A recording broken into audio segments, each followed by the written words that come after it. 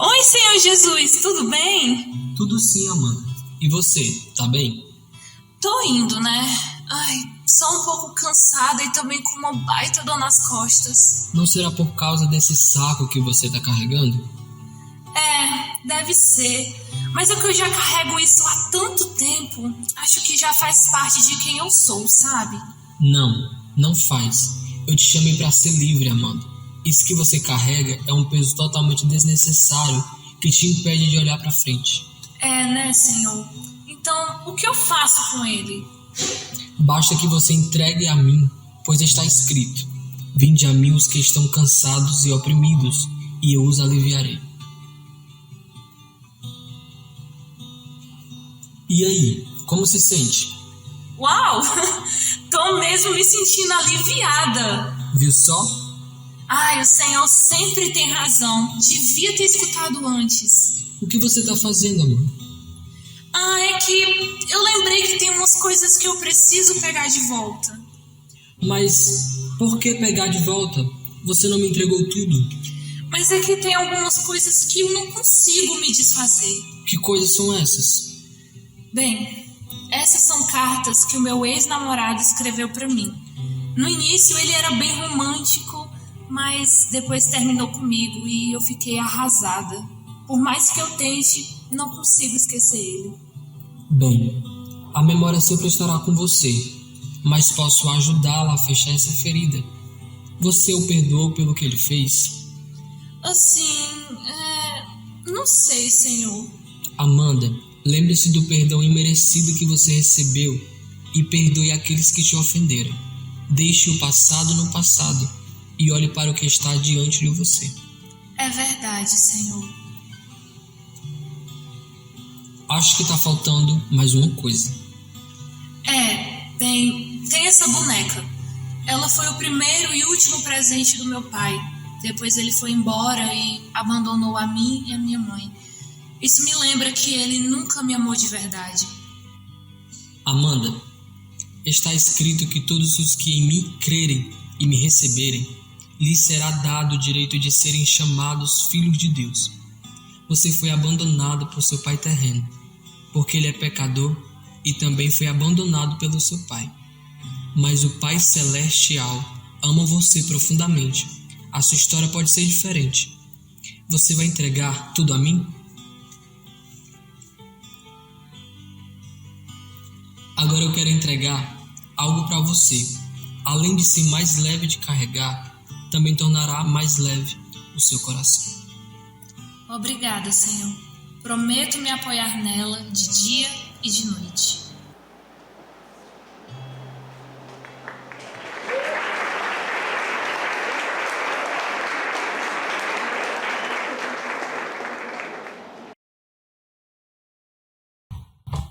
Quem chegou depois que a gente iniciou, sejam também muito, muito bem-vindos. Algumas pessoas estão nos visitando. Eu não vou pedir para você ficar de pé, mas eu queria que você acenasse, pelo menos para a gente saber que você recebeu um convite, que você viu nas mídias. Não importa, que bom que você está aqui. Faz só assim para a gente saber. Amém. Glória a Deus. Glória a Deus. Que bom que você veio. Deus abençoe sua vida. Isso é só o começo. Amém? Eu queria convidar o pastor Pedro para estar orando pelo pastor Peter, que vai fazer a nossa primeira palestra da noite. Por favor, pastor Pedro Aragão, o pastor da Igreja de Cristo na Maraponga. Boa noite, irmãos. O pastor Peter resolveu o pai e a mãe dele imitar meu nome, né? Eu sou Pedro e ele botou Peter. Irmãos, pastor Peter já é de casa, muito conhecido aqui. E não só conhecido, mas também querido. Viu, pastor? Isso é muito querido. Pastor Peter trabalha com o Jocum, já vem de muitos anos. E tem estado fazendo esse trabalho, preparando pessoas para pregar a palavra de Deus por todos os confins da terra. E não vou falar muito porque a prioridade é dele para falar, senão vou tomar o seu tempo. Mas vamos orar pelo pastor, amém? Eterno e gracioso Deus, peço que tu tomes nas tuas mãos de modo especial o teu servo, que a tua soberana vontade se cumpra na vida dele e na nossa vida. E possamos, Senhor, neste tempo de reflexão, ouvir a tua voz. Que tu ministres ao teu servo para que ele fale aquilo que está no teu coração para nós e que nos é necessário ouvir. Que assim, Senhor, nos abençoes e que nós possamos cada vez mais viver para a tua glória e para o teu louvor. Oramos a ti, Senhor, e somos gratos. Em nome de Jesus. Amém. Amém. Amém. Eu sou mais um que está lutando com a voz. Então, se não sai perfeito, não pode culpar o fato que eu sou inglês hoje. Você tem que culpar a gripe hoje. Mas é sempre um prazer estar aqui com vocês. É um dos lugares que eu mais gosto de vir, sabe? Às vezes eu entro na igreja e eu fico desconfortável por causa de uma doutrina, por causa de um sistema, por causa de alguma coisa fora do meu controle, mas não tenho essa sensação aqui não. Eu gosto. Talvez eu deveria voltar mais, mas talvez não sou para pregar, né? Mas talvez para sentar lá com vocês. Mas eu fui dado um presente, né? Nesse dia, porque olha o assunto que foi me dado para falar: paternidade. E eu sou pai de Dani, 18 anos, e Isabela, de 11. Meus filhos são lindos demais. Todos os nossos filhos são lindos demais, né? Mas eu estou passando por uma batalha nova que eu nunca passei antes. E a minha filha, ela tá nessa fase de se tornar adolescente, né? Em que ela está mudando todas as coisas e está sendo fantástico para eu acompanhar, ver tanto de longe como de perto. Mas meu filho de 18 anos, que vai fazer 19, já virou homem. Vontade que eu tenho de botar ele no colo. Só que hoje não posso, por dois motivos. Primeiro, ele tem 1,90 de altura, não dá mais. Mas segundo, porque ele não está mais em casa. Ele foi 6 semanas atrás, ele foi para a Noruega, perto demais da Rússia para mim. Mas eu confio em Deus. Mas ele foi lá porque ele aceitou um convite do Senhor para investigar o relacionamento dele com Deus. Ele disse para mim: pai, eu preciso de um tempo com meu pai. Então ele está lá, vai passar 3 meses na Noruega. Depois vai passar 3 meses na Uganda, na África. E quando eu falei com ele ontem, porque nós somos a geração privilegiada, né? Que mesmo meu filho sendo no outro lado do mundo, eu consigo falar com ele quando eu quero. Ou, às vezes quando ele quer, né? Mas ontem ele falou assim para mim: pai, se eu volto, quer dizer, quando eu volto, eu disse: filho, eu ouvi, você falou sim, você não falou quando. Pode deixar, eu já entreguei você para Deus. Eu já sei que você precisa primeiro obedecer a Ele e depois me respeitar. Mas é um desafio, viu, gente? Dizer tchau para os seus filhos, mesmo que vocês sabem que o filho está escolhendo uma coisa que agrada o coração de Deus. Meu pai, que difícil. Aí eu deveria parar agora e vou para casa, porque senão eu vou chorar. Mas o assunto de paternidade não é um assunto que vem para mim porque o pastor Herbert sabe que eu sou da Jocum, que eu sou pai de 2 filhos, não. É porque é o assunto que Deus colocou no meu coração faz muito tempo. Desde a minha juventude eu trabalho com meninos, sempre com aquela galera de adolescentes que ninguém gosta, né? Todo mundo espera para o adolescente se tornar jovem, para depois conversar com ele de novo, né? Mas eu sou ao contrário, eu gosto mais de passar tempo com menino e adolescente do que qualquer outro grupo. É um prazer, um privilégio que Deus me dá. Mas o que eu mais percebo, eu falo de 2 coisas rapidinho antes de entrar nos meus slides. Aí você tem que entender por que eu vou usar slides hoje à noite. É porque eu não quero que vocês fiquem aqui até a madrugada. Então, se eu uso slides, eu fico mais controlado. Mas eu queria que você pensasse um pouquinho sobre essa guerra que está acontecendo lá na Ucrânia. E pense bem o que é que Satanás está querendo fazer através do nosso amigo Putin. Qual é o objetivo dele? Eu não sei se vocês têm pensado muito sobre isso, porque na realidade parece um pouquinho longe da gente, né? Então, no outro lado do mundo não vai nos atingir. No meu caso, um pouquinho diferente. Eu tenho amigos que moram na Ucrânia. Melhor amiga da minha filha mora em Kiev. Então, é um pouquinho complicado. A minha irmã, ela tem uma escola de inglês na Polônia.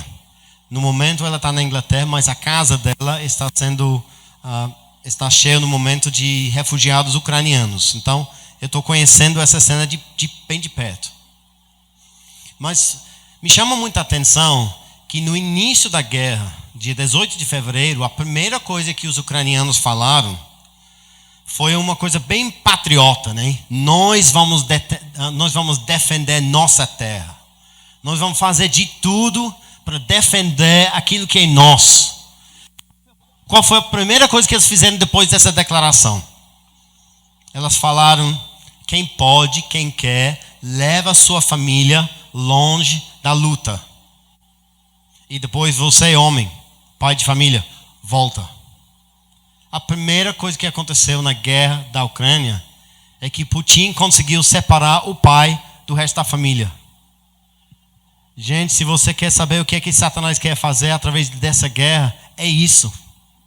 Não é ganhar um território que era da Rússia, que voltasse para ser russo de novo. Não é. É para mais uma vez separar os pais da sua família. Gente, se você quer, eu te dou mais exemplos, mas eu dou um mais perto de casa. Entre muitas coisas que eu faço, uma das coisas que eu faço que eu gosto muito é que eu sou técnico de futebol. Aí nós temos um time de futebol na Jocum. É um time bem expressivo. Nós temos ganhado campeonatos recentemente contra times de nome. Vocês que são fãs de Fortaleza têm que entender que o time da Jocum ganhou do Sub-17 de Fortaleza 1-0 no ano passado. Então, presta atenção. Mas não é o futebol que me chama a atenção. É o fato que a maioria dos meninos que jogam futebol no nosso time me chama de pai. Por quê? Que elas não têm. E o que elas têm, elas não querem. Então são duas cenas, um longe e um perto de casa. Mas hoje à noite, nós temos muitas formas de abordar esse assunto de paternidade. E vocês talvez pensem que sabem para onde vamos. Mas eu vou colocar uns slides aqui primeiro. O primeiro slide, se puder colocar. E depois eu vou ver se eu consigo manusear daqui. São imagens, eu tirei da internet, eu peguei do Google, e são imagens bem típicas, né, de pai com sua família. Imagens que faz você pensar, por exemplo, sobre amor, faz você pensar sobre o cuidado de um pai com seu filho, com sua filha, faz você pensar sobre amizade. Olha aquele relacionamento lá do pai mais velho, que está junto com seus filhos já adulto. Faz você pensar em quem mais? Ensino, aquele papel do pai de ensinar seu filho no seu crescimento. Faz você pensar na sabedoria que o pai tem, que ele tem para passar como sacerdote na sua casa, como profeta na sua casa, passando para a próxima geração. Faz você pensar sobre a proteção. Eu podia colocar um rumo de palavra positiva sobre a paternidade. E vocês todinho vão concordar. É isso mesmo. Ser pai é isso. Porque é verdade. Essa aqui não é uma lista exaustiva de benefícios que você tem se você tem seu pai perto de você. A lista é grande. Mas é um início. Pelo menos dá para você entender. Ter um pai bom em casa significa tudo isso. Mas eu sei que isso não é a experiência de todo mundo. Na realidade, eu até ia chutar que essa aí é pouca gente que tem essa experiência de receber tanta bênção do seu pai. Talvez Talvez a sua experiência é mais assim. Pai, que gera em você, vou descobrir o melhor lugar para apontar esse bichinho aqui já já. Talvez você tenha essa experiência. Olha aqui, é uma nuvem preto. E dentro da nuvem preto, para vocês que estão lá atrás, ele me dá medo. Quem sabe um de vocês tem essa experiência. Seu pai te dá medo. Gente, o homem cearense é conhecido por qual característica? Machão, que quer dizer o quê? Como é que ele comporta? Ele se comporta como? Fazendo o quê? Ele é gentil? Ele é grosso? Sim? Que mais? Outras palavras que descrevem esse homem cearense. Tá bom, vocês conhecem. Tá bom. Gente, eu já moro aqui 23 anos, então já sou homem cearense, viu, gente? Então, tô falando de vocês, não. Em mim só falta a cabeça chata, né? Que mais? Qual pai é essa na sua vida? Não conheço meu pai. Essa é a história de... Gente, se eu for perguntar a vocês, se vocês for levantar a mão, não é só 3 de vocês que vão levantar a mão. É mais que isso. E você pode até pensar, não, Peter, nós somos da igreja. Então aqui na igreja, nós estamos bem nesse assunto. Os nossos pais são bem expressivos, entendem bem a palavra de Deus. Elas não fazem essa aqui que apareceu e desapareceu de novo. Eu não apanhei muito em casa. Mas eu tive uma conversa hoje com um casal. Nós tivemos um tempo de aconselhamento com um casal que está fazendo uma escola conosco. A escola chama-se de Estudos em Fundamentos da Família. E hoje conversamos com esse casal. E quem é esse casal? O Hamilton, ele é líder da Escola de Estudos Bíblicos. É uma escola de 1 ano, uma escola de teologia que a gente tem dentro da Jocum. O homem inteligente, ele é pastor, ele é qualificado, ele já se classificou como homem bom, pai de 2 meninas.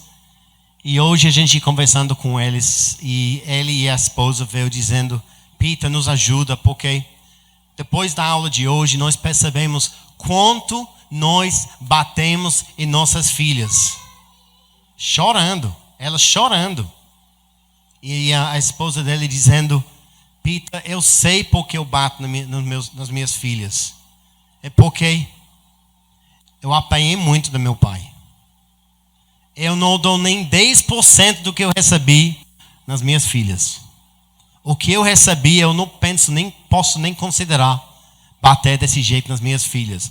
Mas hoje eu sei que eu bato nas minhas filhas quando eu estou com raiva. Nós não vamos falar sobre a vara hoje à noite. Isso não é o assunto. Mas nós estamos aqui para dizer que essa história ali, quando você pensa no seu pai, o que você lembra é a sua. Quando você pensa no seu pai, você pode dizer isso sobre ele. Ele nem sabe quem eu sou. Eu não estou falando daquele mesmo que fala, meu pai me abandonou, eu não conheço meu pai. Não, essa aqui é aquele pai que está em casa, que mora na mesma casa com você, que é até líder dentro da igreja, mas você que é uma menina de 18 anos, você pode dizer para mim, mas meu pai nem sabe nem qual é meu sonho. Ele não sabe nem qual é minha comida favorita. Ele não sabe ele não sabe que eu comprei um vestido novo. Ele não sabe, ele não percebe, ele não sabe que eu existo. Dentro de casa. E isso não é o dentro de casa lá na rua, não. Esse é o dentro de casa na igreja também, viu, gente? Nós moramos aqui no Ceará, no Brasil, num sistema super patriarcal, onde a história de como é que a família é montada é muito cultural, mas muitas vezes não é nem perto de ser bíblico. Que mais? Ele me abandonou, deixou minha mãe, deixou minha família. A última coisa que eu lembro do meu pai aqui é as costas dele quando ele sai da minha casa pela última vez. Tem mais um. Ele está sempre irado, sempre irritado, sempre ansioso, sempre cheio de si, sempre orgulhoso. Sim, essa é uma cena, um retrato do nosso pai. É meu pai? Não, meu pai, sabe qual é? Meu pai era aquele silencioso. Nós tivemos essa conversa hoje também. A gente estava conversando, olha, eu vou trazer tantos assuntos que eu não vou conseguir nem fechar hoje à noite. Guarda esse aqui, pastor Herbert, ali. Não responde não, porque vai virar uma discussão. Mas pense, é certo ou errado os pais brigar na frente dos seus filhos? Não responde. É certo ou errado? Então eu vou responder para vocês. Certo, é certo.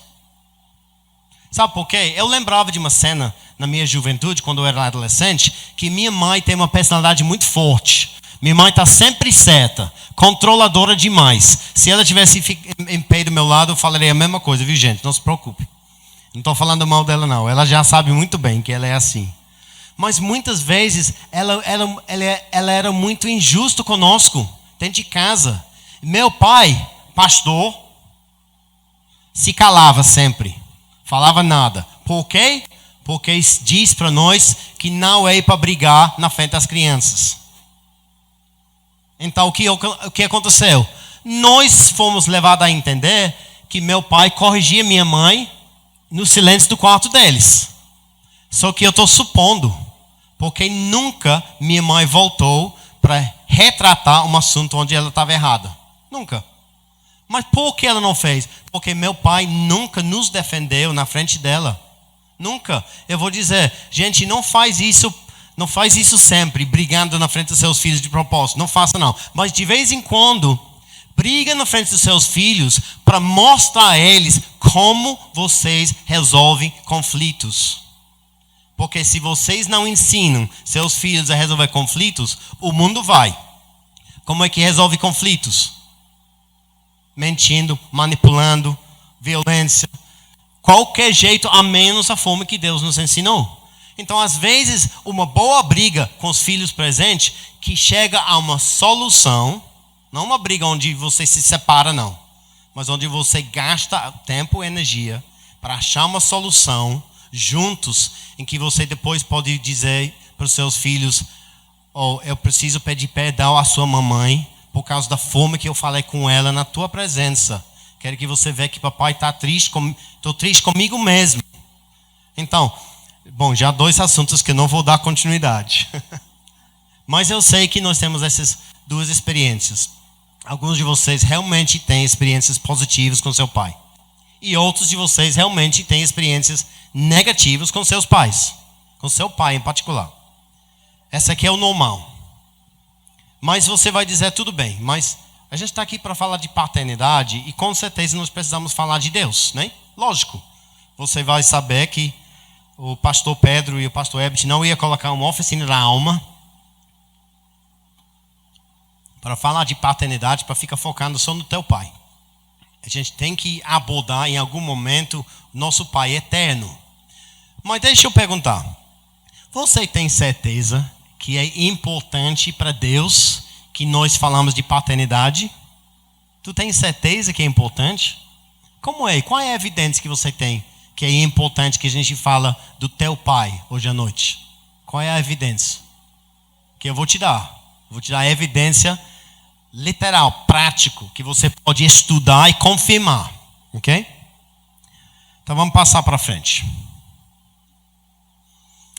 Vocês sabem que a Bíblia que a gente lê hoje em português não foi escrita em português, né? E não foi escrita também em inglês. Ela foi escrita em hebraico, aramaico, em grego. Mas no Velho Testamento, aquilo que é apresentado para nós que foi traduzido foi originalmente escrito em hebraico, a maior parte. Mas qual foi essa forma de hebraico que foi usada para traduzir para nosso idioma de hoje? É uma forma hebraico avançado em qual sentido?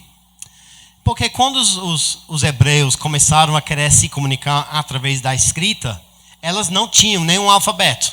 Não existia. Então elas fizeram o que muitas culturas fazem, os chineses, japoneses, coreanos, os próprios hebraicos fizeram no início, é que eles começaram a fazer desenhos. E cada desenho tem um significado. Um exemplo aqui. Okay? Essa ali. Aqui no Ceará, você pode pensar que aquele lá é um caju, mas não é. Né? Não é, atrapalha bastante. Todas as coisas são atrapalhadas aqui no Ceará, né? Não é um caju. Essa aqui é a cabeça de um boi com chifre. Ok? Dá para perceber agora que eu falei? Uma boa parte de vocês até teria adivinhado que era isso, uma vez que eu tirei o caju da sua mente. Só que esse desenho ali, ela tem um significado. Então elas não fazem um desenho porque elas acham bonito. É porque elas queriam expressar algum significado e precisavam de uma forma escrita para fazer isso. Elas estavam querendo explicar o quê? É isso aqui, aparece. Essa letra, essa palavra Aleph. E Aleph significa poder, autoridade e força. Então pense bem. A cabeça de um boi com chifre não demonstra um certo poder, uma certa força. Então elas usaram um desenho para demonstrar aquilo que elas queriam que vocês entendessem. Okay? Bem legal, eu gosto desse tipo de coisa. Eu acho fantástico você ver as pessoas desenhando o que elas querem dizer. Olha essa aqui. Está vendo aquele linha preta aqui na direita? Essa aqui é a palavra Lamed. É uma letra no alfabeto hebraico. Lamed. Mas ela é o quê? Ela é um cajado. Você lembra o que é, como é que Moisés usou o seu cajado? Ele usou para duas coisas. Para quê? Ele usa para ajudar ele a caminhar. Ele também vira ela e usa aquele parte que está curvado na ponta para fazer o quê com as ovelhas? Como o pastor Pedro faz com vocês. Puxa vocês para trazer vocês de volta para onde vocês precisem estar. Só que ele não usa o cajado, ele usa a Bíblia. Né? Porque ele é um bom pastor. Então esse cajado ali significa, esse desenho de cajado significa líder. Então já que no hebraico elas fazem a sua leitura da direita para a esquerda.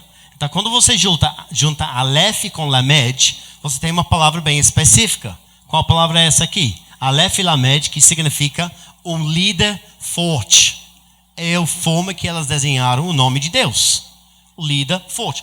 O líder mais forte que existe na face da terra e no universo é o nosso Aleph e Lamed. Bem legal. Eu gosto disso. Talvez vocês não gostem ainda, mas daqui a pouco vocês vão gostar. Olha essa próxima. Aquele ali, não vou perguntar a vocês, se fosse uma sala de aula menor, eu ia pedir vocês a adivinhar o que era, mas eu vou dizer. Quando você pede uma criança de 3 anos de idade para desenhar água, é assim que a criança desenha. São linhas subindo e descendo. Então essa letra ali, que é a letra Mem, significa água, poderosa, sangue. Interessante que a palavra no meio, poderosa, é feminina, percebe? Não é poderoso, é poderosa. Então se você quiser descrever uma coisa feminina e demonstrar que essa coisa feminina tem poder, você usa esse símbolo, não o símbolo do boi. O interessante dessa aqui é que quando você junta o Aleph e o Mem, você tem o significado do Aleph, que é poder, autoridade e força. E você tem a água. Então o que você está desenhando é água forte. Mas o interessante dessa é que no hebraico, nesse tempo, Aleph e Mem, água forte, também tem mais 2 palavras que são descritas por esse conjunto de letras. Quais são? Uma é mãe e outra é cola. Vixe, o que tem a ver uma coisa com outra? Já pensou? Está dizendo aqui no hebraico original, se você quiser descrever mãe usando essas letras, como se fosse escrever o nome, você vai escrever Aleph Mem, que quer dizer água forte, que é o mesmo conjunto de letras que você usa para descrever a cola, superbonda. Pense bem na função da mãe na tua casa. O que é que ela faz? Junta todo mundo. Quer um exemplo? Quando você como pai, ou você tem visto isso, você vê um pai que quer atravessar uma pista, essa aqui na frente, e está com 3 filhos junto com ele. Como é que o pai atravessa essa pista? O que é que ele faz? Ele fica lá do lado, fala para os filhos e diz assim, pronto. Aí quando ele vê um espaçozinho desse tamanho, entre um ônibus e um caminhão, Ele disse, bora, corre, corre, corre. E quem vai na frente? Os filhos ou o pai? O pai. O pai vai na frente, os filhos vêm. E se cai um chinelo, o que o pai fala? Pega depois. Não é? Vai correndo. E quando chega lá, vai falando, tá vendo? Eu te disse que a gente ia conseguir. E a mãe, para atravessar a mesma pista. Como que a mãe faz? Com 3 filhos. A mãe pega o menor no braço. Pega o próximo pela mão? Não. Pelo pulso. Por quê? Porque pela mão pode escapar. Pelo pulso não escapa nada. E o maior, a maior, pega o pulso do outro lado. Para que está tudo colado junto. Essa é uma cena tão normal, tão simples. Acontece em todos os contextos, em todas as culturas do mundo. A função da mãe é para colar a família junto. Por isso que a mãe, na maioria dos casos, é quem prepara a comida. Porque se você quiser que todo mundo na sua família se cola juntos, basta botar um prato de comida na mesa, aí todo mundo vem. Não é? Parece uma imã. Então, por isso que a mãe faz questão de fazer comida gostosa. E se o cara sai de casa e vai para outro canto e vai receber um prato de comida em algum lugar, pode ter certeza que em algum momento ele vai dizer, essa comida é boa, mas não é igual à da minha mãe. Por quê? A mãe sabe colar a família junto. É a função dela. Mas nem cheguei ainda no ponto que eu quero chegar. Olha aqui, em cima, aquele símbolo em cima. Eu acabei de mandar uma coisa, na realidade, para o WhatsApp do pastor Herbert, porque eu vou querer que ele confirme para mim daqui a pouco, que vai surpreender vocês, mas não olha ainda não. Aquele desenho de cima é um desenho de uma casa antiga dos hebreus, quando elas passavam aquele tempo no deserto, porque elas moravam em barraca. Naquele tempo. Só que não era barraca como a gente conhece no dia de hoje, né? Que você compra lá no Pão de Açúcar. É uma barraca antiga que tem paredes que são verticais e uma tampa por cima que você tem que segurar. E é a casa, não é um lugar que você passa as férias. É uma casa mesmo, segurado com cordas fortes e segurado no chão em volta de pedras, etc., para que essa casa não saia do canto no vento. Mas então essa casa você percebe que ela não tem porta. Percebe, né? Ela tem 2 compartimentos, uma que é a entrada e outra que é a parte interna. Tradicionalmente nessa casa hebraica, nesse tempo até de Jesus, as mulheres e as meninas iam dormir na parte interior. E os meninos e o pai iam dormir na parte mais perto da porta. E literalmente na porta da casa, quem dorme é o pai. Ok? Então essa casa, esse símbolo ali, literalmente quando elas vão desenhando as suas palavras para expressar o que elas querem dizer, a letra Beit literalmente significa família ou casa. Então, quando você quer falar da sua família, quer falar da sua casa, você faz aquele desenho, que é uma barraca, uma tenda. Quando você junta Aleph e Beit, você vai juntar o poder, a autoridade da casa. Aleph e Beit, a força da casa. E qual palavra é isso no hebraico? Sim. Pai. Então, quando você quer descrever seu pai, você chama ele, no hebraico, vem cá, minha força da minha casa. E aí o pai responde, tudo bem, minha cola. Porque elas usam símbolos que representam a sua função. Eu chamo você disso porque você é igual ao nosso nome. O que foi que Jesus falou de Pedro, quando mudou o nome dele de Simão para Pedro? O seu nome tem que ser Pedro, porque Pedro vem da palavra pedra. É o que você precisa ter para construir uma boa alicerce. E em cima desse alicerce vai ser construído a minha igreja. Então o nome tem significado. Então Pedro foi chamado de Pedro com propósito. Como também o pai foi chamado de Aleph Beit com propósito. Porque ele é a força da casa. Em outro momento eu falo para vocês como é o símbolo do filho. Mas não agora não, porque nós não temos tempo. Mas essa é a casa que eu estou dizendo. Que eu acabei de explicar para vocês que o vermelho, as xizinhos ali são as meninas. E as bolinhas azuis são os meninos, né? Bem tradicional. Mas eu coloquei um círculo mais forte, um azul mais forte em volta do homem que está mais perto da porta, para significar que ele é o pai. Okay? Eu também desenhei essas estacas, para que você pode ver na casa essas estacas. Olha o que vai acontecer, presta atenção. Por favor, crianças, não se assustam. Okay? Eu sei que essa parte pode assustar alguns. Cuidado, ok? Ok? Que está chegando o leão. É porque... fez algo... Eu não sou comediante, não. Eu não sei fazer as pessoas rir, não. Eu sou cearense, não.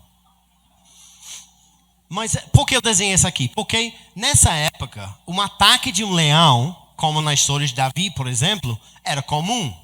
Em que, nesse caso, se um leão vai atacar essa barraca, quem que vai defender a casa? Por quê? Por dois motivos. Primeiro, porque é ele que está mais perto da porta. E segundo, porque o nome dele é a força da casa. Então ele já sabe, ele nasceu sabendo. É minha tarefa.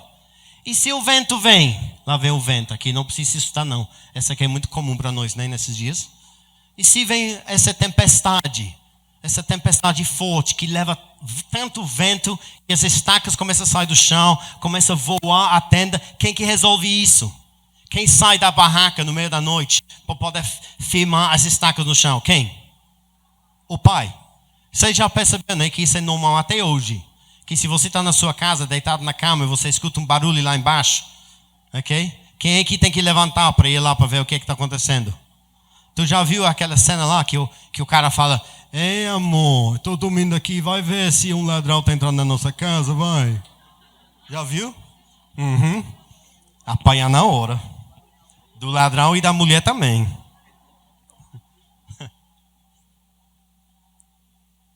Uau, água de coco. Que surpresa. Que surpresa boa. Vocês não têm, mas eu tenho. Oh, isso é muito bom. É porque eu sou força da casa, mas estou perdendo a força. No início eu pensei que você tinha me dado uma água ruim. Não, percebi que era água de coco. Oh, show de bola, gostei. Problema, qual é o problema? Que na cultura nossa, Fortaleza, Ceará, Nordeste do Brasil, vamos não falar do resto do mundo, vamos falar de nós mesmos. Onde está o pai no dia de hoje? Ele está lá? Vazou, pegou o beco, pulou cerca. Está onde? Pode ter certeza que na maioria dos casos, o pai dessas crianças não está nessa casa. E você já percebeu que padrasto não defende os filhos da mulher se não são dele. Então, mesmo se tem um padrasto ali dormindo, se os filhos dentro da casa não são dele, ele não vai lutar contra leão nenhum para eles. Mas o pai não está. Mas olha a pergunta aqui. Essa pergunta não é um truque. É uma pergunta que eu realmente quero ouvir que vocês pensam. Se o pai não está, quando vem o leão, quem que vai defender a casa contra o leão? A mãe. A mãe consegue? Consegue sim ou consegue não? Consegue. Gente, esse aqui é o detalhe que é mistério. É mistério, gente. E homem, baixa sua cabeça agora. Por quê? Porque quando a tempestade vem, quando o leão ataca e o homem não está em casa, a gente gosta de pensar que as nossas mulheres não têm a força suficiente para lidar com aquilo que a gente lida. Mentira. Mentira, gente. Eu tiro meu chapéu para as mulheres, porque vocês foram forçados a fazer o trabalho seu. Porque lembra que você, mesmo lutando contra o leão, firmando as estacas, vocês ainda têm que manter os filhos colados juntos. Como? E você quer saber por que nós temos tantos problemas de delinquência, tantos problemas na escola, tantos problemas na rua, no dia de hoje? Por que nós temos 9 casas de detenção de adolescentes na cidade de Fortaleza? 9 prisões para meninos e 1 para menina. Por quê? Por causa dessa cena ali. Porque a mulher, a mãe, quase nunca a mãe desiste. Quase nunca. Nossa, nós temos uma dívida muito grande, viu? Só que eu não vou levar toda a culpa, não. Porque como comecei a falar sobre a Ucrânia, dizendo que eu tenho certeza que aquilo que é oferecido como algo muito positivo dos pais e maridos ucranianos, dizendo, não, minha filha, minha esposa, vocês podem ir para a segurança, eu vou ficar aqui para morrer para o meu país. Parece uma coisa nobre, não parece? Mas é uma estratégia do cão para tirar o pai da família mais uma vez. Nós temos que orar para que essa guerra termine rápido. Não para que a Rússia, nem para que a Ucrânia ganhe, mas para que os pais podem voltar para suas famílias. Então, estabelecemos que a cena é complicada. Mas, ainda com isso, vocês são convencidos que isso é um assunto que vem do coração de Deus? Vocês têm certeza que só pelo fato que eu escolhi o hebraico... queria falar sobre o que ele te mandei. Eu fiquei tão intrigado, fiquei pensando, será que essa é uma coisa que só tem a ver conosco? Será que é só para nós aqui no hemisfério ocidental? Aí eu fui pesquisar em outros idiomas, onde eles têm o mesmo sistema de hieroglífico, né, de usar desenhos para expressar as suas palavras. Eu descobri que a mesma coisa que faz no hebraico, ainda hoje faz no chinês. Eu vou te mostrar já. É incrível. O que eu vou te mostrar agora sobre o coração de Deus não é só um truque de quem fala inglês ou português. Essa aqui é universal. Continuando aqui, olha. Isso, ok. Então, 2 textos bíblicos bem conhecidos. Eu só quero fazer uma análise deles, que eu não sei, talvez você já tenha visto uma análise dessa forma. Mas eu quero que vocês prestem atenção em textos que vocês conhecem, mas talvez nunca tenham visto dessa forma. Ok. João 1, capítulo 1, versículo 1. No princípio era aquele que é a palavra. Ele estava com Deus e era Deus. Ele era o quê? Ele é a palavra. Mas, gente, isso não faz sentido para mim, nunca fez. Até que eu comecei a pensar sobre o papel de pai. Palavra. Mas o pastor Peter, tu está falando de quê? Eu não estou entendendo nada agora. Você pegou uma palavra aleatória de João e você está querendo dizer que está falando sobre o pai? Você quer saber como? Presta atenção. O que foi que Deus pensou e o que foi que Ele fez. Ele fez isso. Agora os meus desenhos. Eu estava desenhando hoje à tarde, ficando tão empolgado. Aqui, ó. A palavra. No princípio era aquele que é a palavra. No princípio, ou seja, antes de qualquer coisa, existia a palavra. Como é que faz palavras? Primeira coisa que você aprende no jardim de infância. O que é a primeira coisa que você aprende na escola? O quê? Alfabeto. Aqui. Chega. Vem. Alfabeto. Vocês acabaram de estudar hebraico comigo. O que vocês percebem? Aí. Alfabeto. Aleph, Beit. O que é Aleph e Beit? A força da casa. O alfabeto que vocês aprenderam na escola como a primeira e mais importante parte da sua educação vem da palavra Aleph Beit. Aleph Beit significa a força da casa. Essa palavra que está escrita ali, no princípio era aquele que é a palavra. A palavra é Aleph Beit, que é o quê? Pai. Evidência, Abba, pai. Aleph, Beit, Aleph. Abba. O seu alfabeto começa com o nome pai.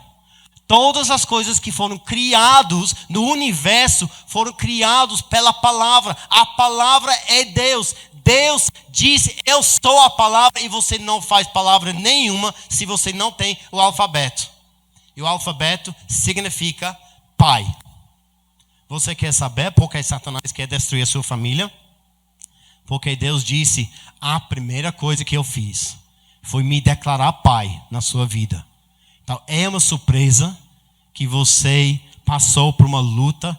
E quando você lembra do teu pai, quando você se considera como pai no dia de hoje, vem uma tristeza sobre você.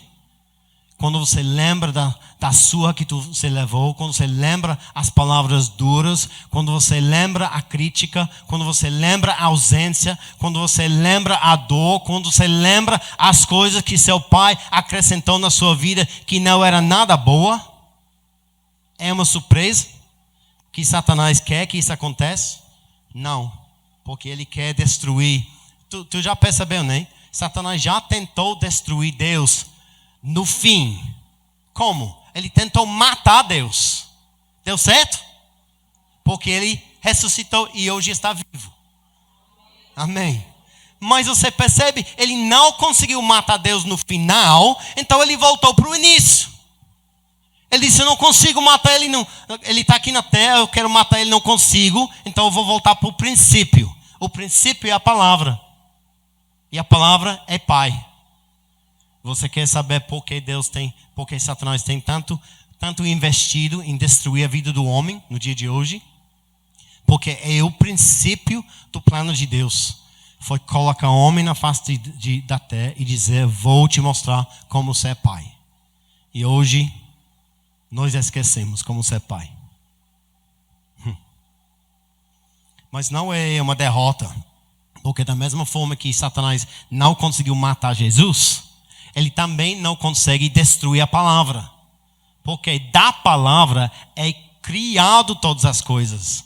Todas as coisas que você quer criar tem que ter nome. Todos os nomes que você dá para qualquer coisa vão começar a partir do seu alfabeto. E como eu estou dizendo, você pensa, não, mas isso só funciona porque o nosso alfabeto é chamado de alfabeto. Então vai lá ver essa palavra pai em chinês, para tu ver que como é que ela chama pai em chinês, babá. E o desenho é exatamente igual a nossa Aleph Bet, só que a casa está embaixo e o boi com chifre está em cima. Tá? Ele pode mostrar para você depois. E esse aqui é o chinês de hoje, que tem os mesmos símbolos, dizendo a mesma coisa. E o pessoal lá na China, desculpa gente, mas quando o chinês fala, eu não entendo nada. Nada. Eu não tenho a mínima ideia se está falando em línguas, não sei. A única palavra que elas falam que eu entendo é quando elas falam pai. Babá. Elas não ficaram satisfeitas com abá, né? Então elas botaram mais um B na frente. Babá. Beit Aleph, Beit Aleph. Do início de todas as coisas, sai todas as coisas. É fantástico. Mas então, tudo bem. Então essa aqui é uma evidência que Deus não só ama esse assunto, mas Deus é esse assunto. Mas agora, vamos ver o que é que você recebeu até agora. Porque, tudo bem, vamos dizer que a sua experiência na sua família foi uma mistura de coisas boas e coisas ruins.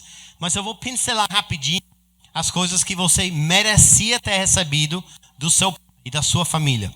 Ok? Começando assim, a sua família deveria ter te mostrado, vamos voltar só olha a primeira, deveria ter te criado de alguma forma que faz você entender e gostar da ideia de pertencer à sua família. Essa é a tarefa do seu pai. Se você era um jovem que mal gostava de voltar para casa, porque quando você chega em casa você sabe que só tem luta, briga, discussão e fome, então você nunca foi ensinado a pertencer à sua família. Você foi ensinado a achar outros pertencimentos. Você prefere pertencer àquele outro grupo, meninos na rua, na praça, a casa dos outros, os pais dos outros, do que a sua própria. Por quê? Você não foi mostrado que você pertence. A segunda, você não foi dado amor e afeto. É o dever, é o prazer que uma família tem, que um pai tem. Minha filha de 11 anos, ela é alta, loira, linda que sou. E ela já chegou nesse ponto de ter meninos na sala dela, chama ela de bonita. Sabe o que ela fala quando elas falam assim para ela? Quer saber como é que ele responde? Ela fala, eu sei. Essa é arrogância? Não, é segurança. Mas eu pergunto a ela, ei Bela, você é linda? Sim, pai, eu sou. Ei Bela, mas como é que tu sabe que tu é linda? Oh pai, para com isso, tu me disse 28 vezes por dia. É óbvio que eu sou. E se eu for perguntar a ela, ei Bela, se aquele menino ali, o Josué na sua sala, se ele tenta te beijar, tu vai fazer o quê? Ela disse, pai, eu não preciso de beijo de ninguém não. Por que, Isabela? Porque o Senhor me beija demais. Presta atenção, eu não beijo a minha filha nos lábios não. Sabe por quê? Porque essa é uma coisa muito cultural. Pode ser que você tenha esse hábito. Se você tem, eu vou te aconselhar a parar. Se você não tem, não começa. Por quê? Nos lábios você tem sensores. Esses sensores são vinculados com o seu libido. Então, se você sabe, né, que quando você está apaixonado, né, você está começando a namorar, só o que você quer fazer é beijar. Por quê? Porque a sensação é boa. E não é uma sensação só emocional, é físico. Então, se você quer que seu filho ou sua filha tivesse uma vida sexual precoce, antes da hora, beija seu filho de 3, 4 anos na boca. Aí você vai facilitar a presença da sexualidade do seu filho. Quem quer fazer isso no dia de hoje? Faça não, gente. Não faça não. Então, eu beijo ela na testa, beijo na face, beijo no ombro, beijo no cabelo, beijo na mão, beijo em qualquer lugar que eu posso, na segurança que eu estou fazendo algo bem para ela. Eu deixo bem claro para ela, você não precisa de beijo de ninguém. Você já tem suficiente aqui em casa. E ela concorda. Ela não precisa não.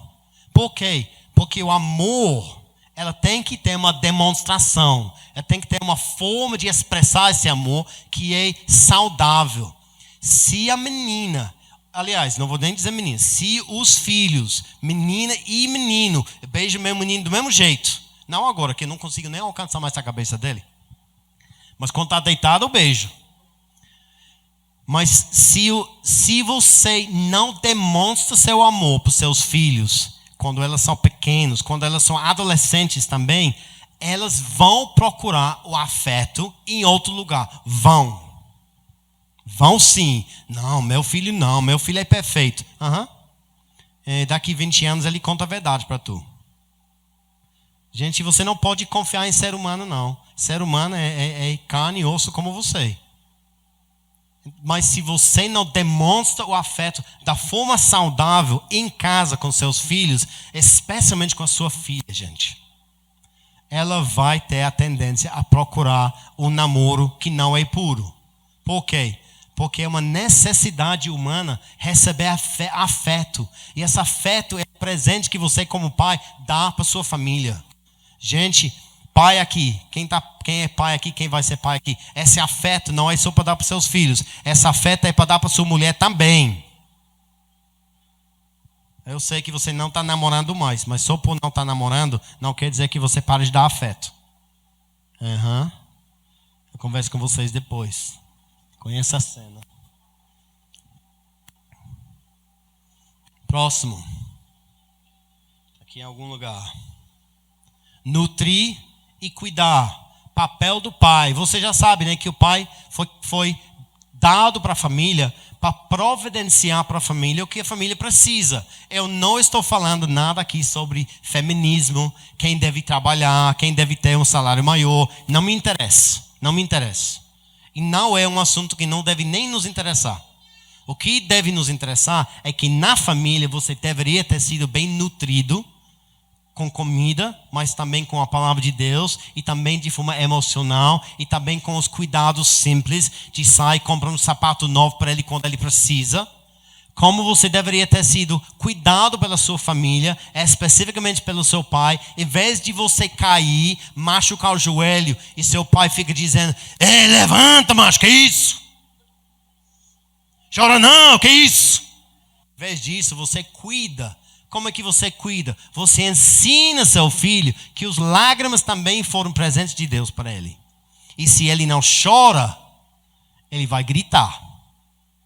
Se ele não chora quando ele é criança e adolescente, ele vai bater quando ele é adulto. Mas esse é o terceiro assunto que eu abri que eu não vou fechar.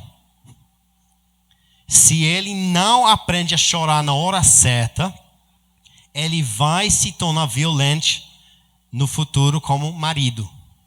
E essa violência não tem que ser bater. Pode ser violência só nessa falta de paciência. Se eu for perguntar às mulheres aqui que são casados, qual é a coisa que você mais quer que mudasse no seu marido, elas vão dizer, eu queria que ele fosse menos irado e mais paciente. Todos vão dizer a mesma coisa. E os homens já sabem que isso é verdade. Mas a gente não sabe controlar isso. Por quê? Porque nós não fomos cuidados. Porque foi dito para nós que quando está sangrando, é bom porque você não perdeu a pena. Então, ainda tem pena, então continua. Não, gente, se está doendo, chora. Difícil, né, na nossa cultura. Porque se você é um menino que machuca o joelho e começa a chorar, e você está na praça com seus amigos ou no quintal da escola, o que os seus amigos vão dizer de você? Todos aqueles nomes vão ser jogados na tua cara. Mas se você for jogar esses nomes pejorativos na cara do meu filho de 18 anos, quando ele chora, porque ele joga futebol de volante. Ele é um excelente jogador. Mas esses areninhas, gente, para quem joga de força e de vez em quando tem que dar um carrinho, rapaz, tu tem que ver a quantidade de pele que fica naquelas areninhas. É tão rasgado as pernas dele e ele chora. E quando as pessoas vão tirando onda dele, primeiro ele fica em pé, 1,90 de altura, ninguém tira onda. Mas quando elas falam para ele, está chorando por quê, macho? Ele disse, eu estou chorando porque está doendo. E chorar é a resposta correta. De onde ele tirou isso? Eu ensinei. Ninguém questiona ele mais quando ele chora. Ele toca violão, ele toca piano, joga futebol. Quando ele está cantando, ele chora. Quando ele está contando histórias, ele chora. Quando ele está brigando com sua irmã, ele grita. Porque ele é normal. Mas ele foi ensinado, porque ele foi cuidado, para entender que existem emoções corretas para cada situação. E chorar é uma. O que mais? Vamos passar para a próxima. Está vendo porque eu preciso de slide? Porque sem slide eu não paro, não. Apareceu? Sim. Se você foi dado o afeto necessário por causa do amor que existe na sua casa, se você sabe que você pertence à sua casa, se você foi nutrido e cuidado dentro da sua casa, sabe o que acontece? Você brota. A sua identidade sai por natureza. Você não tem que ficar pensando, quem sou eu, o que eu vou fazer? Você vai fazer as coisas que por natureza você foi criado para fazer. Por quê? Porque aquilo que você faz vai agradar sua família. Mas a gente não agrada a família, porque se você tira nota 5 na prova, teu pai fica com raiva. Mas eu não sei de vocês, mas alguém lembra um tempo quando você estava na 5ª série, que você tira uma nota 3 numa prova de matemática? Lembra alguém? Lembra? Alguns lembram, né? Afetou sua vida? Mudou sua vida por causa disso? Mudou nada, gente. O que muda é quando você chega com a nota baixa em casa e você apanha do teu pai por causa da nota baixa. Isso afeta a sua vida. Se a minha filha tira nota baixa na escola, não faz diferença nenhuma para mim. Nenhuma. Por quê? Porque ela não é definida pela nota na prova. Ela tem valor independente da nota na prova. Ela, sabe uma coisa? Eu tenho dificuldade de comprar presente no dia de Natal. Ou no dia de aniversário dela. Sabe por quê? Porque eu não compro presentes para ela porque a data diz que eu tenho que comprar. Eu gosto de comprar presentes para ela porque eu amo ela. Eu não preciso de uma data para fazer isso. Por isso que o dia de aniversário é complicado para mim. Vixe, eu tenho obrigação de comprar um presente, mas eu já comprei 3 semana passada. É confuso para mim. Mas é só para dizer que você deveria estar demonstrando o seu amor sempre. Não só porque o calendário diz que está na hora. E a identidade do seu filho brota quando seu filho ou sua filha está confortável consigo mesmo. Você gera isso como pai, como mãe. E a última coisa nessa.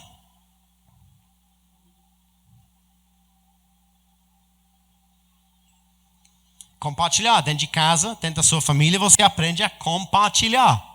Se você tentar aprender a compartilhar na rua, você aprende muito mais manipulação do que compartilhar. Você aprende muito mais, como que fala? Como pagar propina. Você aprende muito mais a ser corrupto do que compartilhar. Compartilhar você aprende em casa. Agora, se o seu pai não tem paciência com você, você nunca vai aprender a compartilhar, porque você sempre vai pensar que o seu relacionamento com seus irmãos é uma competição. Que em muitas casas, você vê, basta ver as crianças brincando no dia de hoje. Parece que é uma guerra. Por quê? Não estão sendo ensinados a compartilhar aquilo que elas têm.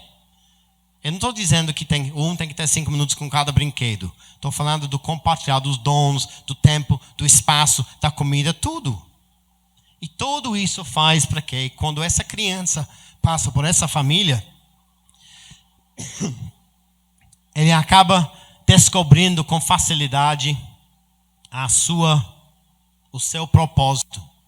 Esse propósito que é Deus que deu. E esse propósito é difícil descobrir se você está sempre tentando convencer pessoas em sua volta que você é algo que você não é. Todo mundo já sabe disso, né? Quantas vezes você recebeu uma pergunta do seu grupo, quem quer fazer isso? E você, dentro de você fala, não quero não. Mas já que todo mundo já disse que sim, então você diz que sim também. Porque você não quer ser a pessoa que é deixado, aquele zero esquerda, né? Você quer fazer parte do grupo. Mas a sua família, seu pai, deveria ter te ensinado até a segurança de ser você mesmo. Essa aqui é só o que você deveria ter recebido. Mas vamos olhar agora uma coisa super interessante. O livro de Deuteronômio é muito interessante sobre esse papel de pai. Agora eu vou ser um pouquinho mais nítido. É para você pensar sobre quem é você hoje, ou como filha, ou como pai, ou como mãe.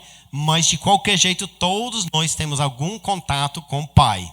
Ou porque você é pai, ou porque você já tem pai. Seu pai te afetou. E nós vamos olhar agora o que a Bíblia fala sobre o pai. Então, primeiro, o contexto. Deuteronômio 6 vem depois do capítulo 5. Em capítulo 5 é quando Moisés subiu a montanha e recebeu os 10 mandamentos. Ele desce da montanha e ele vai compartilhando com o povo o que é que Deus falou para o povo de Israel. Todo mundo está ciente dos 10 mandamentos, né? O pastor precisa pregar sobre isso domingo. Tá bom, então nós não vamos testar vocês, porque eu não quero envergonhar ninguém quando descobre que aqui tem alguém que mentiu hoje, tem? Não, ou cobiçou alguma coisa hoje. Fica complicado, né? Que a gente começa a falar de cobiça. Ou não respeitou o sábado. Mas o interessante dessa história, para mim, neste momento, não é os 10 mandamentos. É o que aconteceu logo em seguinte. Depois que ele compartilhou os 10 mandamentos para todo mundo e as leis e as regras que governavam aquele tempo, ele virou para um outro grupo. Ele disse, agora eu tenho mais um recado. Mas esse recado não é para todo mundo. É no início de capítulo 6. Nesse capítulo, ele começa fazendo uma coisa que é meio esquisito. Porém, vocês conhecem. Lembra na escola, quando vocês precisavam escrever uma redação? Alguns de vocês não lembram, porque faz muito tempo que você não está na escola. Mas a redação marcou a sua vida, não foi? Então, a redação, vocês sabem que você precisa primeiro apresentar o assunto. E depois você vai desenvolver a tema. O tema. Masculino ou feminino? Obrigado. De vez em quando eu lembro que eu não sou brasileiro. Você desenvolve o tema com seus argumentos e no final você vai concluir aquilo que você tentou demonstrar. Então, o autor aqui em Deuteronômio fez a mesma coisa. Nessa parte aqui de capítulo 6, versículo 2, 3 e versículo 24, ele declara logo qual é o objetivo do texto. Okay? Olha aqui o objetivo. Ele fala assim, primeiro, versículo 2, para que tenham vida longa. Segunda, para que todo lhe irá bem. E a terceira, que sejam bem-sucedidos e preservados em vida. Está falando de para quem, sobre quem. A história é muito simples. Nesse momento, Moisés chamou as cabeças, os líderes dos tribos. Ou seja, chamou os pais. Ele disse, ei pai, presta atenção. A galera acabou de receber os mandamentos. Se conseguir seguir os mandamentos, vai dar certo. Porém, responsabilidade sua, pai, de fazer isso.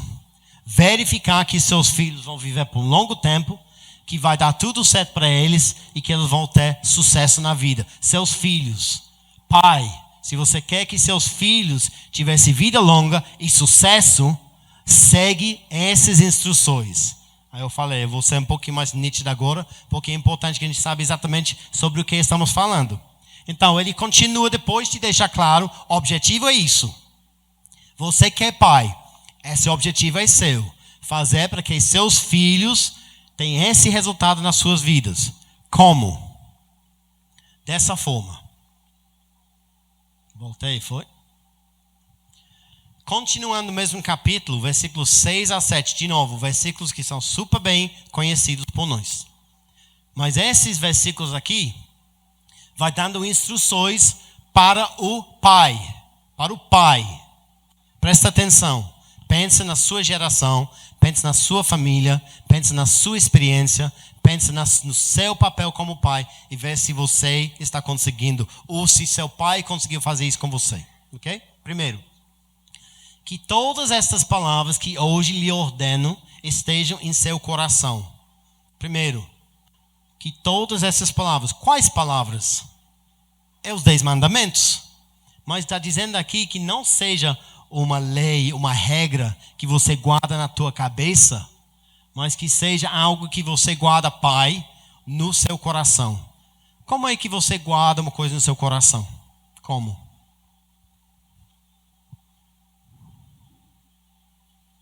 É porque nós que gostamos muito de futebol, sabemos que se você levanta amanhã e disse, eu vou torcer, daqui para frente eu vou torcer para o Vasco.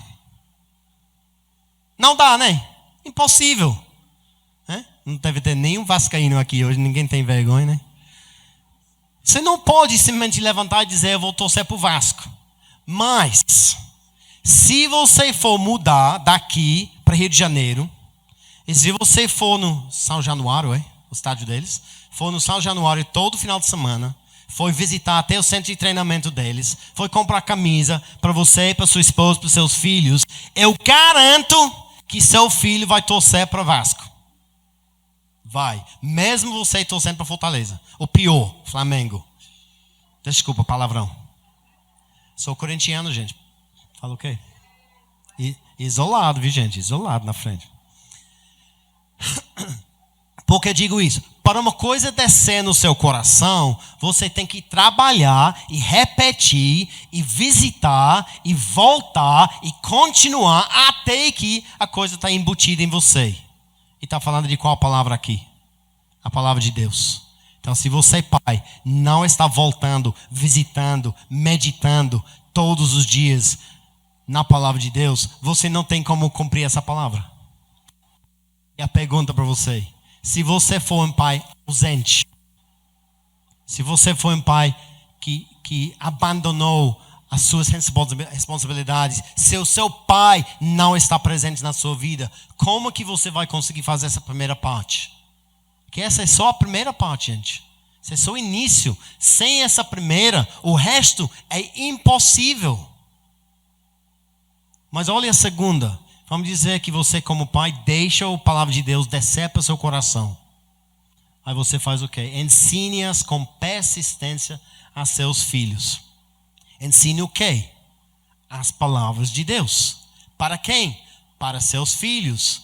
Gente, se o seu pai não estava em casa porque ele abandonou você, se seu pai quando estava em casa estava sempre irado, sempre assistindo televisão, ou se ele chegava em casa só para troca de roupa e jogar bola com seus amigos, se isso foi o papel do seu pai na sua casa, então ele não tinha como fazer esse segundo.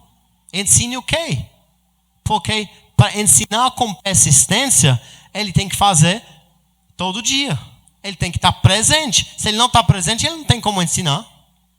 Porque se você só ensina desse jeito, como é que faz aquele velho ditado que disse: faça o que eu faço, faça o que eu falo, não faça o que eu faço. Né?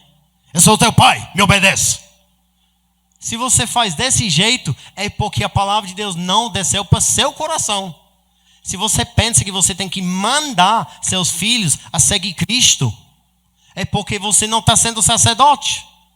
Se você pensa que seu filho vai seguir Cristo só porque você manda ele ir para a igreja, você está enganado. Seu filho vai seguir Cristo se ele primeiro seguir você. Ei, Peter, mas meu pai não fez isso comigo. Você, se está sentado aqui hoje e seu pai não fez isso para você, você sabe o que você é? Milagre. Milagre. E provavelmente alguém fez papel de pai na tua vida. Alguém. E você tem que agradecer essa pessoa toda hora. Ou foi seu tio, foi seu avô, foi seu vizinho, foi seu pastor, foi alguém que fez papel de pai, que mostrou para você como você vai ter vida longa. Mas a maioria da nossa geração não tem pai e não tem ninguém fazendo o papel de pai. Hoje nós temos o oposto. Hoje nós temos pessoas dizendo que não tem valor nem em ser homem, muito menos em ser pai. Hoje em dia nós temos vergonha de ser homem, em que nós temos que até mudar a forma de se vestir, a forma de se preparar para sair na rua. Nós temos que falar com voz diferente. Nós não podemos mais demonstrar quem nós somos, porque nós temos medo. Ou estratégia de Satanás. Essas estratégias dele são fantásticas, viu, gente? O cara é inteligente. Quem foi que criou Satanás mesmo? Foi Deus. Por isso que ele ganhou inteligência. Só não sabia usar, né? Ou besta. Mas olha a terceira aqui. Converse sobre eles quando estiver sentado em casa. Gente, essa é a palavra de Deus. Se você não conversa com seus filhos, quando você senta em casa, você não tem como promover vida longa e sucesso para seus filhos. E um dos desejos meu como pai é que meu filho escolha muito bem a sua esposa. Vixe, pensa numa coisa que me impede de dormir à noite. Porque meu filho, como estou dizendo, ele é lindo, ele tem aquele cabelo tudo, como que fala? Ele parece com Tarzan. Não estou brincando não, ele parece mesmo com Tarzan. E eu fico pensando, rapaz, tanta menina já se jogou em cima dele. E ele sempre responde do mesmo jeito. Não, obrigado. Aí, mas por quê? Mas por quê? Eu não sei se você é a pessoa que vai passar o resto da vida comigo. Então não quero começar uma coisa que eu não sei se eu vou conseguir terminar. Rapaz, o interessante é que deve ser que foi eu que ensinei isso para ele. Eu não lembro de ter usado essas palavras. Mas deve ser. Porque 1 Coríntios 11:1, que eu uso aqui no meu pulso, aqui, disse: segue meu exemplo, pois eu sigo o exemplo de Cristo. Meu filho tem um também. Então, quem é esse Cristo que eu sigo? Bom, me segue e você vai descobrir. Então, depois eu falo com vocês sobre esse movimento chamado de Homens Nobres. Mas é mais um, esses 4 assuntos que eu não vou fechar. Como é que você vai conversar sobre essas coisas com seu filho, sua filha, se você nunca senta em casa? E outra coisa, você pode estar sentado em casa, mas se a televisão está sempre ligada, como é que você vai conversar sobre as coisas importantes se você nunca desliga o celular? Olha aqui, é polêmico essa. Como é que você vai conversar com seus filhos em casa se você está sempre na igreja?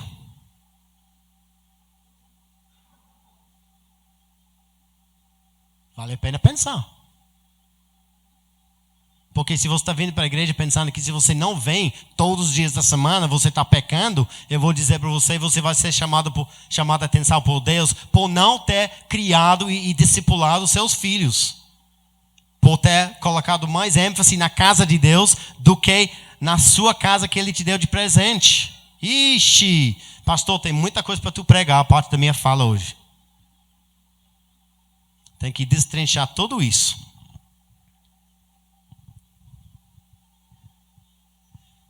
Essa próxima é um dos meus favoritos versículos da Bíblia, que disse, quando estiver andando pelo caminho. Agora, vocês sabem, né, que se você tem um filho que tem 2, 3, 4, 5 anos de idade e você é pai em casa,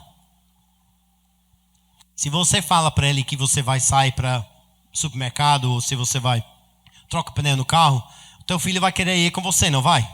Né? É muito normal. É uma reação super normal. Tem a ver com desenvolvimento humano. Seres humanos amam copiar pessoas. E você vai copiar a pessoa que está mais próximo. Então, se o seu pai pega um martelo para bater num prego, então pode ter certeza que o filho vai procurar uma coisa para bater num prego também. É normal. Mas o que a Bíblia está dizendo é que quando vocês estão andando no caminho, não ensina eles somente bater da forma correta no prego. Ensina essas coisas que estão no seu coração. Se você não ensina, como é que você vai querer que seu filho escolha uma boa moça para casar? Difícil, viu, gente? Porque eu ando bastante nas escolas públicas. Eu sei como são as moças no dia de hoje, viu? Eu sei. Posso até ensinar vocês uma coisa para vocês ficarem bem alertos. Não, acho que talvez a palavra não seja correta dentro da igreja. Deixa para depois. Mas o meu filho, ele tem uma vida, ele não é isolado, ele não vive com as portas fechadas, não conhece ninguém. Ele joga futsal na igreja, ele vai para o shopping com seus filhos. Ele tem uma vida normal. Mas tem alguns termos sexuais que ele não conhecia. Aí uma vez teve uma alerta na escola, um jovem foi chamado a atenção por alguma coisa que tinha acontecido e a turminha todinha começou a conversar sobre isso na sala de aula. E o meu filho não sabia sobre o que ele estava falando. Então, uma menina de 14 anos chamou ele, tirou ele do lado e explicou para ele o que era que estava sendo feito. Rapaz, uma menina de 14 anos tem coragem de falar isso para o meu filho. Essa é a geração que a gente vive. A sensação é que ela teria mostrado ele, se ele tivesse mostrado o interessado. A geração que a gente vive é isso. E essas coisas são fruto da ausência do nosso pai. Mas você percebe que quando seu filho, sua filha se torna 14, 15 anos, elas não têm mais interesse em andar no seu caminho. Percebeu? Os adolescentes não querem andar no caminho dos adultos. Os adolescentes querem caminhar no seu caminho. A Bíblia não colocou uma segunda palavra aqui, não. Só uma. Disse aqui, quando estiver andando pelo caminho. Então, quando o seu filho, sua filha está caminhando no seu caminho, ensina ele. Mas quando ele quer andar em outro caminho, você que tem que mudar de direção. E andar no caminho dele com ele. Mas quem escolhe o caminho é ele. Você que tem que abrir mão dos seus desejos. Estou pintando dessa forma como instrução para os pais que estão aqui. Eu percebendo que não tem tantos. Mas eu quero que você preste atenção de onde você vem. Seu pai fez isso com você. Porque quando nós vamos para a próxima, quando se deitar e quando se levantar, aí começa a ficar mais complicado, viu, gente? Por quê? Hoje em dia, quem coloca... Aliás, não é nem quem coloca seus filhos para dormir. Quem que coloca você para dormir? Quem é que tem a última palavra com você antes de você fechar os olhos para dormir? Quem? Não é? TikTok, Instagram, etc. Hoje em dia, os nossos jovens hoje são colocados para dormir pela internet e elas levantam e antes de colocar os 2 pés no chão, já foram checar seu Instagram, seu Twitter, etc. de novo. Por que isso está acontecendo? Porque nós não estamos obedecendo a palavra de Deus. E de novo, uso o meu exemplo, porque é fantástico. Posso, então eu vou. Quando se deitar e quando se levantar. Nesses últimos dias, a minha filha Isabela estava meio doente, né? Com essa mesma coisa de garganta e etc. E eu levo ela para a cama, senta com ela na cama, leio uma historinha, oro com ela todas as noites. Só que essa noite eu percebi que depois de eu sentar 3 segundos na cama, ela já estava dormindo. Eu pensei, tá bom, então não preciso ler uma história, eu não preciso orar com ela. Fui levantar de fininho e fui saindo da porta. E aí o que vem atrás de mim? Pai, tu nem orou comigo.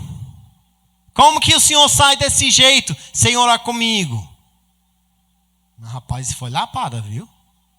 Por quê? A Bíblia diz que eu tenho obrigação de fazer isso. E quem sabe disso é minha filha.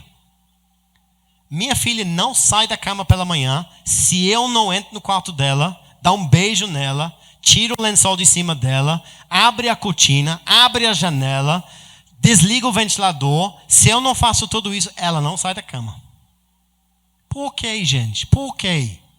Porque é assim que Deus desenhou. Eu fiquei pensando, mas por que minha esposa não faz? Sabe por quê? Minha esposa não faz questão de fazer. Não é importante para ela quem levanta minha filha da cama, quem bota minha filha para dormir. Mas é importante para mim. Eu não sabia que era importante para mim, porque era importante para Deus. Eu pensei que era só minha personalidade. Mas não é. A minha filha não me deixa sair do quarto sem beijar, sem orar e sem ler ou cantar uma história para ela. Mas hoje, gente, os nossos pais, tios, irmãos, vizinhos, amigos, líderes estão fazendo isso, deitando com nossas filhas. Isso não é surpresa para vocês, porque quando a gente se trata dessa questão de deitar, a gente sabe que nós temos que tratar da questão da nossa sexualidade. E uma das áreas mais fortes onde nós como homens tem sido negligentes demais é que nós abrimos muita porta para que as nossas filhas e nossos filhos são abusados. Por quê? Porque a nossa última fala com elas à noite não é uma bênção. A nossa primeira fala com elas pela manhã não é uma bênção de Deus. É uma infiltração das coisas do mundo na vida deles, que faz para que as meninas hoje em dia pensem que seu valor é por causa do seu visual, a roupa, por causa do tamanho dos seus peitos, por causa da forma que elas andam, por causa da maneira que eles conseguem conquistar os rapazes na sua sala. E essa informação chegou nas nossas meninas por causa do fato que elas não estão recebendo nosso afeto em casa. E pelo fato que quando elas vão deitar, não é a nossa palavra a última que elas escutam. Não é a nossa palavra a primeira que elas escutam quando elas levantam. Nós deixamos a nossa casa escancarada, gente. Os nossos pais deixaram nossa casa escancarada, cheia de perigo. Em que hoje em dia, você já sabe, você pode estar sentado na sofá com seu marido, conversando com ele com o celular na mão, olhando pornografia. Eu não vou dizer que 20 anos atrás era melhor, não. Era diferente. Mas hoje em dia, nós abrimos a porta, nós os homens, nós os pais, porque nós não temos deixado a palavra de Deus descer para o nosso coração e nós deixamos as janelas e as portas escancaradas, não importa se tu fecha com a chave, não. Satanás não entra pela porta. Jeremias, ele fala que ele está entrando, a morte está entrando pelas janelas. As janelas desse tamanho. E muitas vezes hoje a gente não sabe nem o que é que os nossos filhos estão assistindo. A gente não tem a mínima ideia. Os nossos filhos não têm a mínima ideia o que nós estamos assistindo. Talvez é mais justo dizer. Não é? E sabe de uma coisa? Nós homens, agora a palavra para os homens. Gente, toma vergonha na cara. Para de dizer que é crente quando você não segue Jesus. Porque só pelo fato que você apanhou quando era criança, de cinto, de chinelo, sei lá, de outra coisa, fica de joelhos em cima de milho, só porque foi ruim para você, não quer dizer que você tem direito de fazer para que seja ruim para seus filhos. Aprenda. E tudo isso vem por quê? Porque Deus disse: eu sou a palavra. A partir de mim, Abba, Pai, a partir de mim sai todas as coisas. A vida dos teus filhos, Pai, parte de você. Literalmente. Lembra? Como é que nasceu seu filho, sua filha? Porque partiu a vida de você. E para muitos de nós temos um trabalho a fazer que é de voltar para trás. Porque muitos de nós, quando a gente pensa no nosso pai, não temos lembranças boas. A gente quer ter, mas a gente não tem. A gente tem que trabalhar naquele velho caminho do perdão. Porque se você não perdoa, é você que fica preso. Não é a pessoa que você não perdoou. E hoje em dia, gente, o que eu vejo de adolescente e jovem, totalmente quebrado. E quando você vai perguntar uma coisa. Encontra qualquer jovem aqui na praça, na rua, na escola e pergunta assim. Essa é a estratégia de evangelismo para a igreja. Para de falar, Jesus te ama, ele morreu na cruz para você. Para com essa, por enquanto. Porque essa aqui tem que entrar na conversa. Mas não comece com essa. Começa com essa fala aqui. Me fala do teu pai. Se você quer que um jovem, uma pessoa na rua, um pai de família, uma mãe de família, um jovem qualquer, conversa com você, faz essa pergunta. Me fala do teu pai. Tu vai ouvir lágrimas, histórias, tristeza, desespero demais. De uma geração que não sabe o que é ter um pai que vive desse jeito. Nós não fomos bem ensinados. Fato. Nós não fomos. Vai ter alguns aqui que receberam uma boa instrução do seu pai, um bom afeto do seu pai, a família foi bem guiado pelo seu pai em oração. Teve um pai que foi bem piedoso, cuidou sim da mãe, cuidou sim das finanças. Vai ter, com certeza aqui tem alguém que tem essa história para contar. Mas é o anormal, não é o normal. O normal é você ter sofrido na sua casa por algum motivo e você precisa correr para Deus para dizer: Deus, você quer que eu seja grato pelo pai que você me deu? E Deus vai dizer sim. Porque em Deuteronômio capítulo 1, versículo 31, ele disse: eu sou um pai igual ao seu. Já pensou Deus dizendo que ele é igual ao nosso pai? Ele diz: eu sou um pai igual ao seu. Eu carrego você nos meus braços até você chegar no seu destino. Esse é o objetivo que Deus tem para nós. Ele quer que a gente chegue ao nosso destino. Nosso destino final é uma eternidade com Ele. Mas antes de chegar nessa eternidade, Ele tem coisas que Ele quer que a gente vê. Que Ele quer que a gente experimenta. Só que só consegue fazer isso se você está disposto a pular nos braços dEle. E Ele está dizendo: eu sou pai. E você vai dizer: pai, mas eu nem gosto nem da palavra pai. Então você tem seu ponto de partida para o dia de amanhã, né? Você vai falar mais sobre família amanhã. E alguns de vocês vão ter um nó na garganta, porque vocês vão dizer: mas eu não consigo nem pensar na família, porque estou parado no conceito de pai. Então vocês precisam lidar. Alguns de vocês foram abusados pelo seu pai. Sexualmente foram. Alguns de vocês foram abusados sexualmente por alguém pertinho da sua família e era a responsabilidade do seu pai de te proteger. Ele não fez. Alguns de vocês apanharam demais do seu pai e não sabe receber uma palavra de afeto, de amor, de carinho do seu pai. Não sabe. Alguns de vocês têm testemunhado seu pai bater na tua mãe e depois vai na igreja e faz aquela função de diácono. Você tem recebido atos de injustiça na sua própria casa a parte da boca e da mão do teu pai. E todas essas coisas, sabe o que faz? Todas essas coisas quebram o coração de Deus. Porque foi ao contrário que ele desenhou. Ele disse: eu como pai ofereço para você meu filho. Para meu filho morrer por vocês. E como pai não tem coisa maior que eu posso fazer do que dar para vocês meu filho. Então vocês que são pais, ou que estão desenhando, ou sonhando em ser pai, tem muita informação para você saber ser pai. E você que lembra do teu pai, e as lembranças não são tão boas, procura alguém para conversar sobre. Porque nesse ambiente aqui nós não temos como conversar um por um.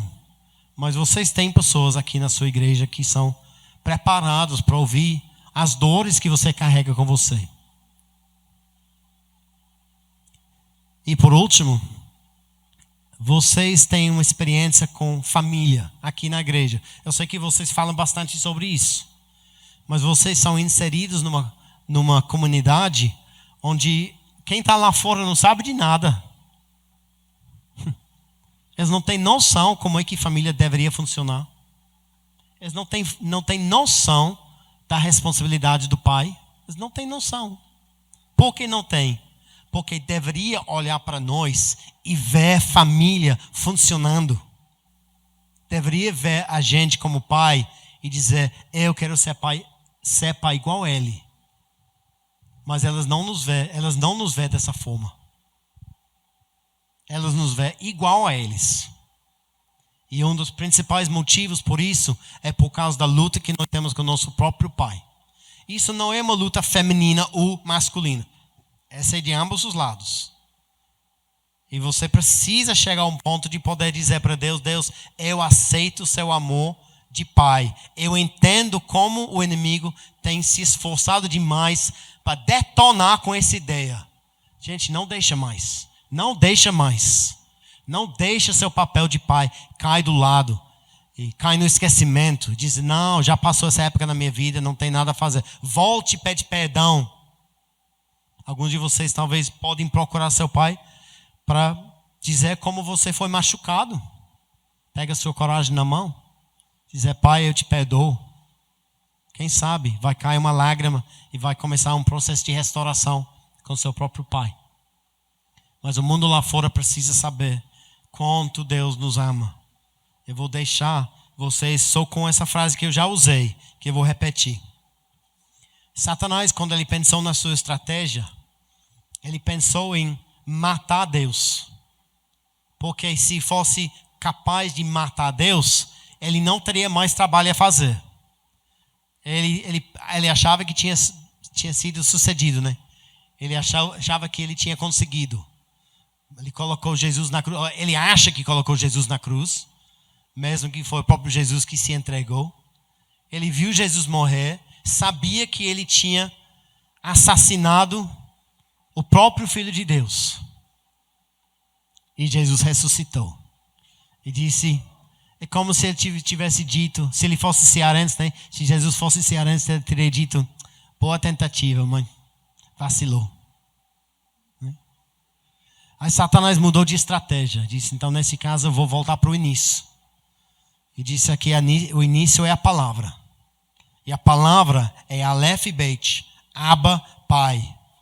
Se você ignora seu papel como pai, ou se você ignora a dor que você carrega por causa do seu pai, você vai repetir a mesma dor na geração. Por isso que foi inventado essa frase, oficina da alma.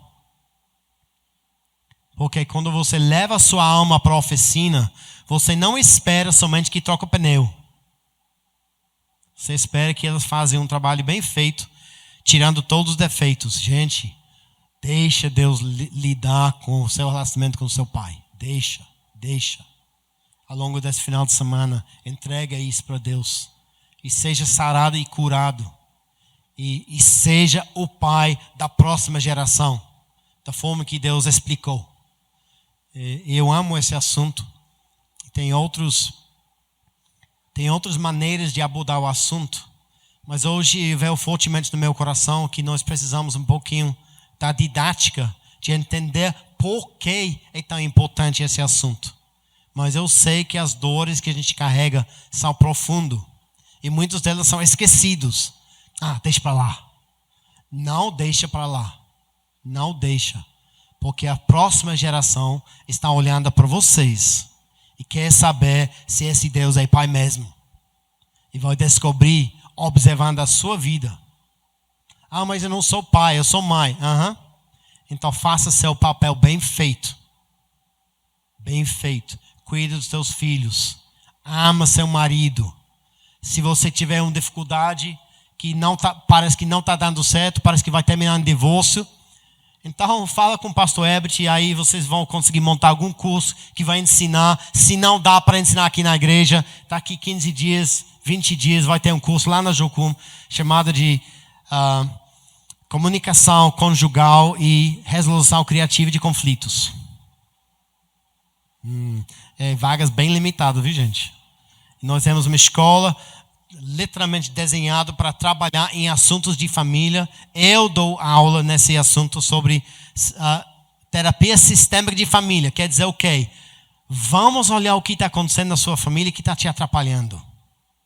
E tem coisa, viu, gente? E nós olhamos para todas essas coisas da perspectiva de Deus. Porque a Bíblia fala de tudo isso, gente. Tudo. Então, convido vocês a caminhar bem pertinho de Jesus. Filho perfeito. Porque Ele tem um Pai perfeito. E que vocês entregam a sua vida a Deus Pai. E entenda que Ele amava você como Pai desde o início. Porque Ele é Abba, Pai. Ele é a palavra. Ele é o início do alfabeto que cria todas as palavras que são a descrição da sua vida. Abba, Pai. Eu sou grato demais por ter Ele na minha vida. E por ter tido o privilégio também de ser pai. Amém. Amém. Pastor.